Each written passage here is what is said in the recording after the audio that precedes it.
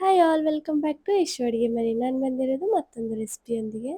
ಒಂದು ಬೌಲ್ನಲ್ಲಿ 2 ಕಪ್ ಕಡಲೆ ಹಿಟ್ಟು, 1 ಕಪ್ ಅಕ್ಕಿ ಹಿಟ್ಟು ಹಾಕಿದ್ದೀನಿ. 1 ಸ್ಪೂನ್ ಖಾರ, ಒಂದು ಅರ್ಧ ಸ್ಪೂನ್ ಅರಿಶಿನ, ರುಚಿಗೆ ತಕ್ಕಷ್ಟು ಉಪ್ಪು, 2 ಸ್ಪೂನ್ ಚೆನ್ನಾಗಿ ಕಾಯಿಸಿರುವಂಥ ಎಣ್ಣೆನ ಹಾಕಿ ಹಿಟ್ಟನ್ನು ಫಸ್ಟು ಡ್ರೈ ಮಿಕ್ಸ್ ಮಾಡಬೇಕು. ಡ್ರೈ ಮಿಕ್ಸ್ ಮಾಡಿದ್ಮೇಲೆ ಇವಾಗ ನೋಡಿ, ನಾವು ಗಂಟು ಕಟ್ಟಿದರೆ ಅದು ಬೇಗ ಒಡಿಬಾರ್ದು. ಆ ಥರ ಡ್ರೈ ಮಿಕ್ಸ್ ಮಾಡಿದ್ಮೇಲೆ ಸ್ವಲ್ಪ ಸ್ವಲ್ಪ ನೀರು ಹಾಕಿ ಹಿಟ್ಟನ್ನು ಕಲಿಸ್ಬೇಕು.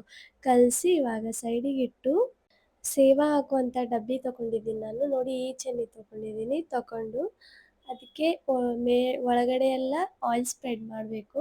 ಆಯಿಲ್ ಸ್ಪ್ರೆಡ್ ಮಾಡಿದ್ಮೇಲೆ ಹಿಟ್ಟು ಹಾಕಿ ಇವಾಗ ಸೇವಾ ಹಾಕ್ಕೊಳ್ಳೋದೆ.